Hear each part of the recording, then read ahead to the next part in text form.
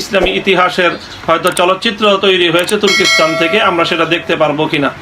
না, মোবাইলে নাটক সিনেমা দেখতেও ভালো লাগে, মাঝে মাঝে দেখি। আমার নামাজ আল্লাহ তাআলা কবুল করবেন কি? আসসালামু আলাইকুম ওয়া রাহমাতুল্লাহি ওয়া বারাকাতুহু। প্রিয় দর্শক, আমাদের অনেকের জানার কৌতূহল, আমরা নাটক সিনেমা মুভি দেখি আবার নামাজও পড়ি। আমাদের নামাজ কি কবুল হচ্ছে? আমাদের ইবাদত কি কবুল হচ্ছে নাকি হচ্ছে না? আমাদের সমাজে অনেক মানুষের জানার এটি কৌতূহল। এই জন্য আজকে আমরা সঠিকটি জানবো। আমাদের সমাজে অনেকেই এই কাজটি করে থাকে যে ইসলামিক নাটক বা এমনি নাটক সিনেমা মুভি আমরা দেখে থাকি, আবার নামাজও আদায় করি। আমাদের নামাজগুলি, আমাদের আর অন্যান্য ইবাদতগুলি কবুল হবে নাকি হবে না, সে বিষয়ে আজকে আমরা জানবো ইনশাআল্লাহ। আজকে আমাদের বিশেষজ্ঞ প্যানেলে বাংলাদেশের বিজ্ঞ 3 জন আলেম রয়েছেন। এই 3 জন বিজ্ঞ আলেমের কাছ থেকে আমরা জানবো যে আমাদের সমাজে অনেকেই নাটক সিনেমা মুভি গান দেখে থাকে, আবার নামাজও আদায় করে বা অন্যান্য ইবাদত করে। এই ইবাদতগুলি কি কবুল হচ্ছে, নামাজগুলি কবুল হচ্ছে নাকি হচ্ছে না, সে বিষয়ে আজকে আমরা জানবো ইনশাআল্লাহ। আজকে আমাদের বিশেষজ্ঞ প্যানেলে যে সমস্ত আলেমরা রয়েছেন, 1 নাম্বার আল্লামা মামুনুল হক সাহেব, 2 নাম্বার শেখ আবু বকর মোহাম্মদ জাকারিয়া, 3 নাম্বার জনপ্রিয় স্কলার শেখ আহমদুল্লাহ। প্রিয় দর্শক, চলুন আমরা একে একে তাদের বক্তব্যগুলি শুনে আসি। আমরা শুরুতেই আল্লামা মামুনুল হক সাহেবের বক্তব্যটি শুনে আসি। একটি ইসলামী ইতিহাসের হয়তো চলচ্চিত্র তৈরি হয়েছে তুর্কিস্তান থেকে, আমরা সেটা দেখতে পারবো কিনা। যেই ধরনের যে কোনো ইসলামের নামে হোক, যেই ধরনেরই হোক চলচ্চিত্র নির্মাণ করা হয়, সেখানে বেগানা নারী চরিত্র চিত্রায়ন করা হয়। এই সকল নারী চরিত্র দেখাটা এটা হালাল বা জায়েজ হতে পারে না। এখানে বাদ্যের ব্যবহার হয়ে থাকে, বাদ্যযন্ত্র কোনো কারণেই কোনো মুমিনের জন্য শোনা জায়েজ হবে না। আল্লাহ রাসূল সাল্লাল্লাহু আলাইহি ওয়াসাল্লাম বলেছেন যে মানুষের অন্তরের মধ্যে নেফাক সৃষ্টি করে, আর পর্দার বিধান রক্ষা করা তো প্রত্যেক নারী পুরুষ সকলের জন্যই ফরজ। এই ইসলামের নামে যে সকল সিরিজগুলো তৈরি করা হয়, শ্লীল এবং অশ্লীল আমরা বুঝতে পারি। শ্লীল অর্থ হচ্ছে যে জিনিসটা শরীয়তের দৃষ্টিতে অনুমোদিত, সেটা হচ্ছে শ্লীল। শ্লীলতা হানি মানে বুঝতে পারেন, অর্থাৎ যেটা অন্যায় নয় সেটা হচ্ছে শ্লীল, বা সেটা গ্রহণযোগ্য, যেটা অন্যায় যেটা এটা অশ্লীল। একটা মেয়েকে আপনি যদি কোনো চেহারা সহ দেখেন, নাচতে দেখেন, গান গাইতে দেখেন, দৌড়াইতে দেখেন, এটা এর চেয়ে অশ্লীলতা আর কি হতে পারে বলেন তো? একজন নারীর হাত ধরে নাচতেছে, তার মাহরাম নয়, অথবা মাহরাম হইলেও হাঁটাহাঁটি করতেছে, তার সাথে চলাফেরা করতেছে, বসতেছে, আড্ডা দিতেছে, একান্তভাবে বসতেছে, এগুলি অশ্লীলতা। কোনটা অশ্লীলতা? আসলে সমস্যা হচ্ছে আমাদের সমাজ আজ অশ্লীলতা জিনিসটাই বুঝে না। কোনো কিছু ধরতে ধরতে একসময় সেটা অনুভূতি শূন্য হয়ে যায়। আজ অনুভূতি শূন্য হয়ে গেছে আমাদের সমাজ। আপনি একটা মেয়ের দিকে তাকাবেন, কি কোন কিতাবে আছে আপনাদের মেয়ের দিকে তাকানো? আল্লাহ যেখানে বলেছেন কুল্লিল মুমিনিনা ইয়াগুদ্দু মিন আবসারিহিম। যদি এরকম হয় যে হ্যাঁ পুরুষদের একটা নাটক দেখাচ্ছেন, শুধু পুরুষরাই আছে, পুরুষটা কি করে না করে দেখাচ্ছি, কোনো হারাম কিছু নয়, ভালো কিছু, পুরুষটা কি করে দেখাচ্ছে, তাহলে এটা হারাম আমরা বলি না, পুরুষরা দেখবে সেটা। নারীর যেটা নারীরা দেখবে, এটা হারাম কিছু বলছি না আমরা। নারী পুরুষ যেখানে যে কোনো অভিনয় করবে এটা হারাম। এই জাতীয় জিনিসগুলো তারা অশ্লীল সুশ্লীল কি পাইল, এরা হচ্ছে কিছু মানুষের দৃষ্টিভঙ্গিগত থেকে তারা দৃষ্টিভঙ্গি ভুলে গেছে। তারা আল্লাহর বিধানকে মানাকে তারা কোনো কিছু মনে করতেছে না। তারা মনে করতেছে একেবারে যতক্ষণ পর্যন্ত জিনা ব্যভিচারে লিপ্ত না হচ্ছে ততক্ষণ পর্যন্ত বোধ হয় মানুষের কোনো কিছু নষ্ট হচ্ছে না, ঈমান নষ্ট হচ্ছে না, বা কোনো আমল নষ্ট হচ্ছে না। এটা হচ্ছে আমাদের চোখের জিনা হচ্ছে, এটা আমরা ভুলে যাই। আমাদের পায়ের জিনা হচ্ছে ভুলে যাই, আমাদের অন্তরের জিনা হচ্ছে ভুলে যাই, আমাদের হাতের জিনা হচ্ছে ভুলে যাই। রাসূলুল্লাহ সাল্লাল্লাহু আলাইহি ওয়াসাল্লাম বলেছেন কুতিবা আলা বনি আদম হাদ্দুম মিনাজ জিনা লা তুসিবু আলা মধ্যে সামান্য একটা জিনিস জিনার কিতাব প্রত্যেকেই পেয়ে যাবে। তারপর রাসূল বলেছেন যে একবার তাকাবে, দ্বিতীয়বার তাকাবে না। বাইনা লাকাল উলা দুনা সানিয়া, তোমার জন্য প্রথমবার হতে পারে, দ্বিতীয়বার হতে পারবে না। প্রথমবার কি না চাইতে পড়ে গেছে চোখ, দ্বিতীয়বার সেটার দিকে তাকানো যাবে না। যারা ঘরের ভিতরে একটা বাক্স নিয়ে আসছেন, ঘরের ভিতরে যারা বাক্স আছে, আপনাদেরকে অনুরোধ করছে এই বাক্স থেকে নিজে মুক্ত করুন। এই বাক্স আপনাকে অশ্লীল বানাচ্ছে। এবং কেউ কেউ বলে যে এটা দেখলে তো কি হচ্ছে, এটা তো সামাজিক জিনিস দেখতেছি, সামাজিক সিনেমা। কিসের সামাজিক? কোন সমাজে শিক্ষা দিচ্ছে আপনাকে? ভারতীয় দর্শনে যা শিক্ষা দিচ্ছে পুরোটাই তো অশ্লীলতা। একজনের উপর একজন নিয়ে যাচ্ছে, একজনে কিভাবে অন্যায় করে পরে কি করবে সেটা দেখানো হচ্ছে। বাংলাদেশ সিনেমা তা দেখানো হচ্ছে, ছেলেমেয়েরা কিভাবে প্রেম করতেছে স্কুল কলেজে সেগুলো দেখানো হচ্ছে। নাউজুবিল্লাহ, এগুলো কোন ধরনের ইসলাম? এগুলো কোন ধরনের সুশ্লীল কাজ? এগুলো অশ্লীল কাজ সবগুলি। আমাদেরকে বুঝতে হবে যে এটা পুরোটাই অশ্লীলতা। একজন পুরুষের দিকে তাকানো, একজন নারীর জন্য কখনো খারাপ দৃশ্যে তাকানো কখনো জায়েজ হবে না তখন পর্যন্ত সে তার নিজস্ব লোক মাহরাম না হবে। একান্ত মাহরামের দিকে তাকানো যাবে যদি কোনো স্বামী স্ত্রী না হবে। চোখের জিনা থেকে মুক্ত হতে হবে আপনাকে। যেটা একবার পড়ে যায় অফিসে, আদালতে, রাস্তাঘাটে, সেগুলো যেন ধরতে ভয় না, কারণ সেগুলি ইচ্ছা করে কেউ অন্যায়টা করছে না। সেটা তো একটা পাবলিক প্লেস, পাবলিক প্লেসের কথা আমরা বলছি না, বরং যেখানে আপনি ঘরের ভিতরে ঢুকে নিয়ে আসছেন, অর্থ হচ্ছে আপনি একটা অন্যায় কাজ করছেন, এবং এর কারণেই যত অত্যাচার অনাচার যে সমাজে যে সমস্ত গুলি তৈরি হচ্ছে সবই এই সমস্ত বাক্স, এই যে হারাম কাজের সিনেমা, নাটক, এই সমস্ত জিনিস দিয়ে আমাদের ঘরগুলি আজ পরিপূর্ণ করে দেওয়া হচ্ছে, এবং এগুলির মাধ্যমে এরপরে ইসলামের কথা সেখানে বের হবে কী করে? এরপরে বাবার অবাধ্য হবে সন্তানরা, এবং সন্তানরা আছে তা ইয়াবাখোর হবে, এবং সন্তানরা ডিপ্রেশনে ভুগবে, সন্তানদের দেখতে মনে হবে যে এরা তো মৃগী রুগী, এরকম চলতে থাকবে। তারা যা মনে করতেছে কতটা ঠিক নয়, যে এই যতক্ষণ পর্যন্ত নগ্ন না হবে, ততক্ষণ পর্যন্ত হাত ধরাধরি না হবে, ততক্ষণ পর্যন্ত অন্যায় কাজে সরাসরি প্রবৃত্ত না, ততক্ষণ পর্যন্ত এটা স্থির থাকবে না, কখনো না। সে সমস্ত নারীর দিকে তাকানো আল্লাহ আপনাকে জায়েজ করেন নাই। হিন্দু হোক, মুসলিম হোক, কারো মুসলিম নারী হোক, কোনো নারীর দিকেই তাকানো আপনার জন্য জায়েজ নয়। কোনো নারীর দিকেই তাকানো শরীয়ত অনুমোদন করে নাই। সেটা মুসলিম কোনো নারীর দিকে তাকানো কোনো পুরুষের জন্য অনুমোদন করে, যতক্ষণ তার মাহরাম না হয় তার দিকে শুধুমাত্র তাকাতে, মাহরাম ছাড়া কারোর দিকে তাকানো জায়েজ মনে করে না, জায়েজ নয় শরীয়ত। আমরা সিনেমাতে এগুলো করে মানুষকে দেখানোর চেষ্টা করি, দেখো ভিলেন সে শক্তিশালী হোক আর যত গুন্ডা পান্ডা নিয়ে যত যাই করুক, শেষ পর্যন্ত সিনেমার লাস্টে ফিনিশিং এ কিন্তু তার পতন হয় এবং নায়কের জয় হয়, সততার জয় হয়। এই কথাটা বোঝানোর জন্য আমরা সমাজে এই সিনেমা করি।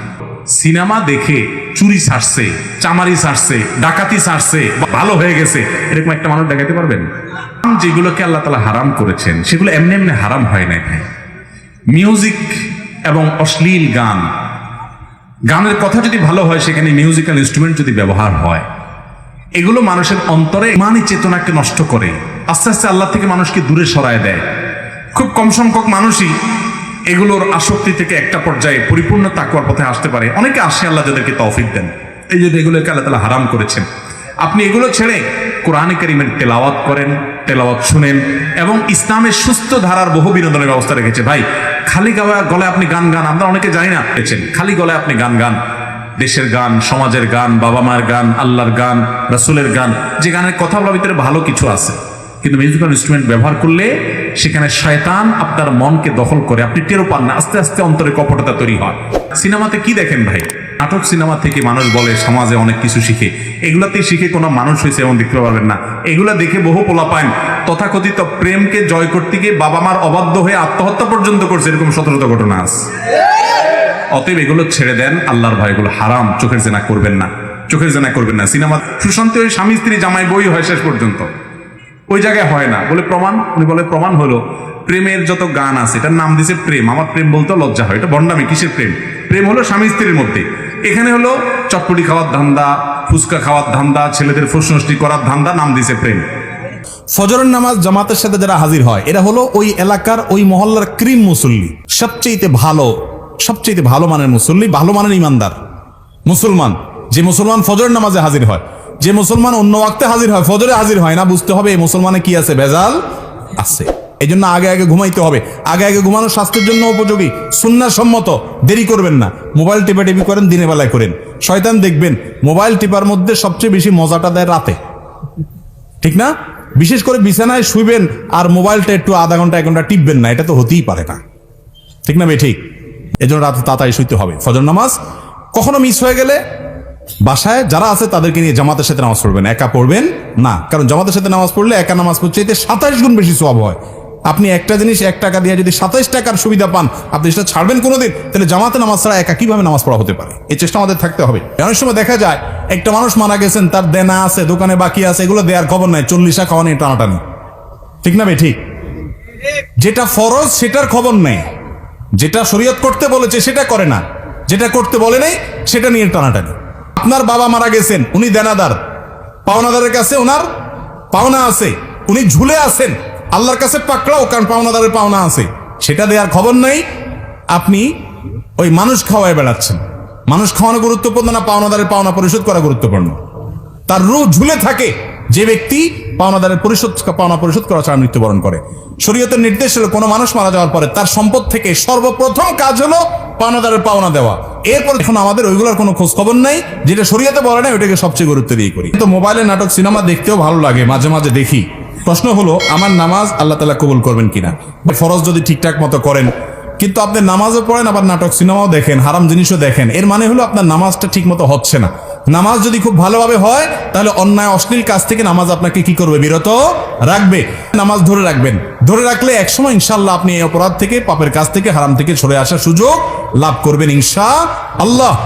আপনি নামাজ পড়ছেন, আল্লাহর কাছে ইবাদত নিবেদন করছেন, আবার যে কাজগুলো করছেন সেগুলো আল্লাহ, হারাম কাজগুলো করছেন সেগুলো আল্লাহ নিষেধ করেছেন। যে আল্লাহর নির্দেশ পালন করতে গিয়ে নামাজ পড়ছেন, সে আল্লাহর নির্দেশ পালন করতে গিয়ে আপনার চোখকে হেফাজত করতে হবে, কারণ দুইটাই কার নির্দেশ? আল্লাহর নির্দেশ। হারাম জিনিস দেখাতে সাময়িক আরাম হয়, স্থায়ী আরাম হয় না, চুলকানির মতো। যখন হারাম জিনিস দেখার জন্য মনের ভিতরে চুলকানি হয়, শয়তান উস্কায়, দেখ দেখ, দেখলে অনেক শান্তি পাবি, দেখার পরে ঠিকই অস্থিরতা লাগে, কি দেখলাম, হ্যাঁ হ্যাঁ চলে গেল, টেলিভিশন বন্ধ হয়ে গেল, সে চলে গেল, কি দেখলাম? আপনার মনের ভিতরে অস্থিরতা আরো বাড়ে, কখনো মনের প্রশান্তি আনে না। এগুলো মানুষকে অশান্তি করে। শান্তি ভোগের মধ্যে নাই, শান্তি নাটক সিনেমায় বোধ হওয়ার মধ্যে নাই, শান্তি মাদকের বোতল হাতে নেওয়ার মধ্যে নাই, শান্তি জেনার মধ্যে নাই, শান্তি চোখের জেনার মধ্যে নাই, শান্তি দুনিয়াতে ভোগ আনন্দের মধ্যে নাই। শান্তি হলো আল্লাহর আনুগত্যের মধ্যে থেকে যতটুকু বৈধ ভোগ আছে ততটুকু করার মধ্যে। যে ব্যক্তি বিবাহের মাধ্যমে তার যৌন চাহিদাকে পূরণ করে এবং হালাল পথ ছাড়া হারাম পথে যায় না, আল্লাহ তাআলা তাকে শান্তি দেন। আল্লাহর নির্দেশ মানার মধ্যে শান্তি রেখেছেন। প্রিয় দর্শক, এতক্ষণ আমরা শুনছিলাম বাংলাদেশের বিজ্ঞ 3 জন আলেমের কাছ থেকে যে আমাদের সমাজে অনেকেই নাটক, সিনেমা, মুভি বা গান দেখে, আবার নামাজও পড়ে, অন্যান্য ইবাদতও করে।